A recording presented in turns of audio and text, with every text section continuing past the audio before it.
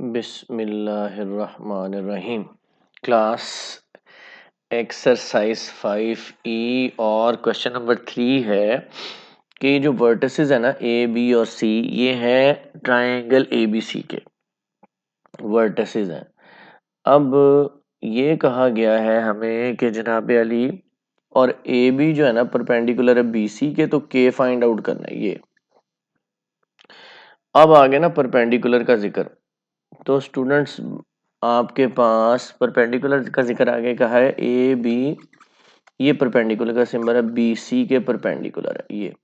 तो इसकी जो स्लोप होगी ना M1 और इसकी जो स्लोप होगी M2, इसका जो प्रोडक्ट होगा वो मैं -1 के इक्वल रखूंगा। जब परपेंडिकुलर हो, पैरेलल होता है तो इक्वल रखते हैं। जब पैरेलल होता है ना तो M1 इक्वल टू M2 रख लेते हैं जब पैरेलल होता है। तो परपेंडिकुलर होता है तो ये वाली कंडीशन चलती है। अब मैं पहले ए बी की स्लोप निकाल लेता हूं। Slope of A B equal to M1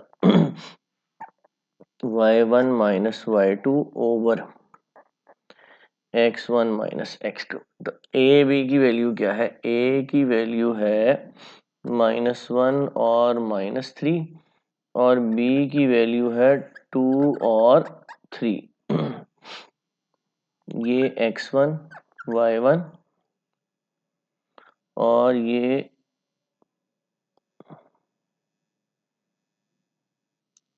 x2 और y2। एक सेकेंड जी। तो ये x1 y1 और x2 और y2। अब वैल्यू लगा देते हैं।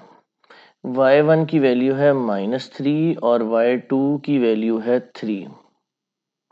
x1 की वैल्यू -1 और x2 की वैल्यू है 2।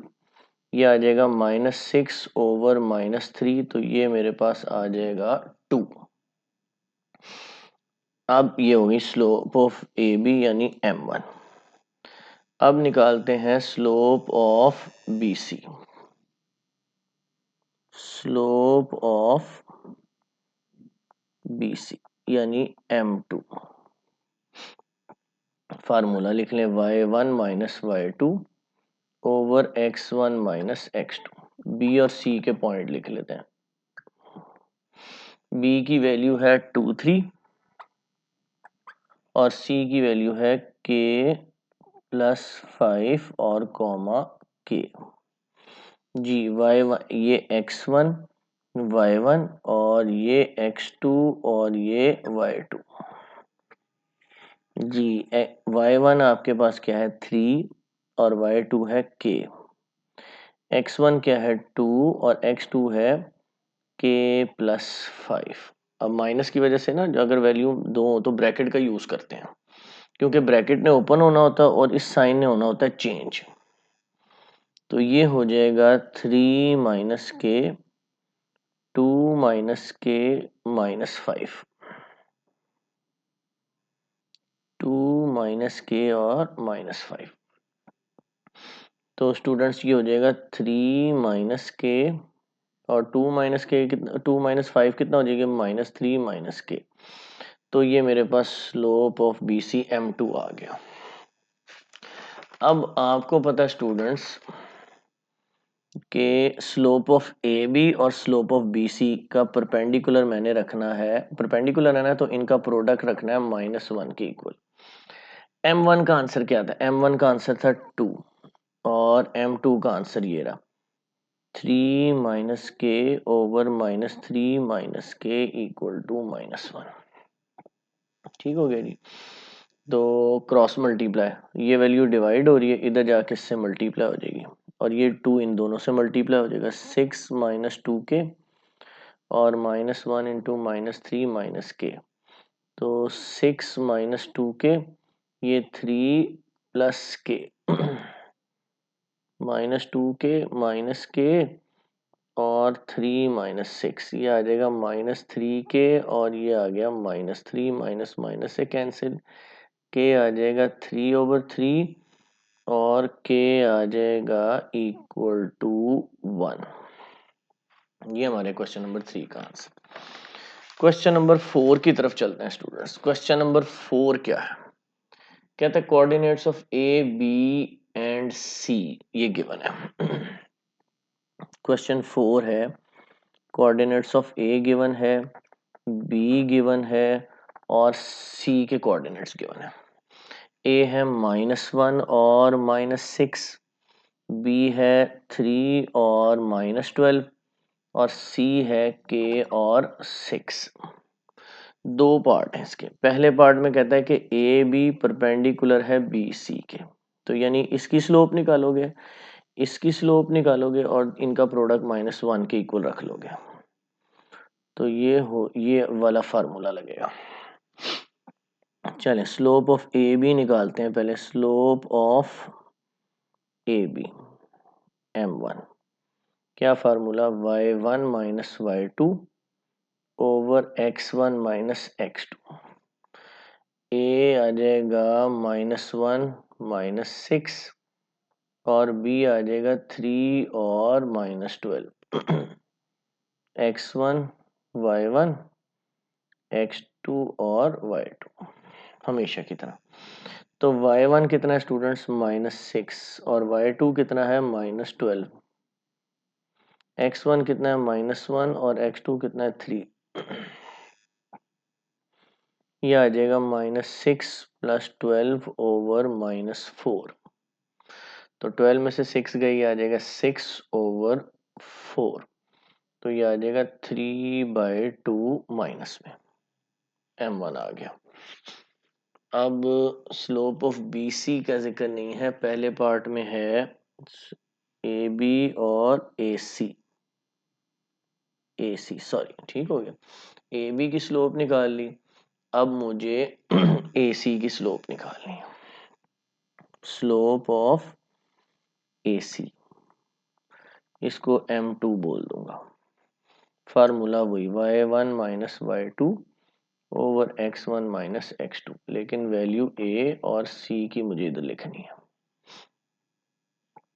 और K फाइंड आउट करना है ना, इनकी वैल्यू लिखनी है। A की वैल्यू क्या है, -1 और -6 और K और 6। C की वैल्यू है K और 6। लगाते हैं जी इधर, ये x1 y1, ये x2 ये y2।